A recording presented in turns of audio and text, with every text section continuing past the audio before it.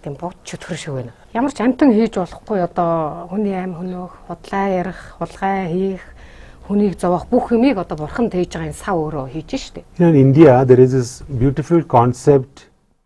Энэтхэг оронд маш эртний уламжлал байдаг л да, эртний сүмд өглөөний мэнд гэдэг ийм зан үйл.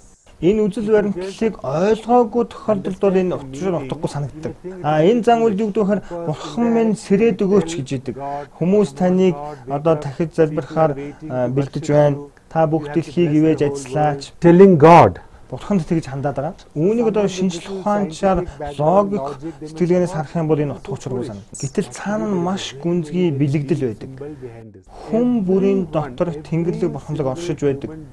Бид өөрсдөө энэ соёл гэгэрлэлээр ухамсартай сэрж вэж өөрийнхөө доторх бурхныг сэрээдэг юм байна. Буруу бусрамаг алан хядагчд түтэл дотроо тэр бурханлаг нь уг нь байж байгаа. Зөвхөн гадна талаараа бүрхэгдсэн байна. Бурхныг бүрхчээд байгаа сэрээж чадахгүй байгаа зүйлийг л бид нэр сэрээх тухай яриад байна. Тэгэхээр бурхан гэдэг маань нэг л өдөр тэнгэрээс буугаад ирэх зүйл биш юм аа. Бурхан тантай ямагт хамгийн ойр байсаар ирсэн юм аа.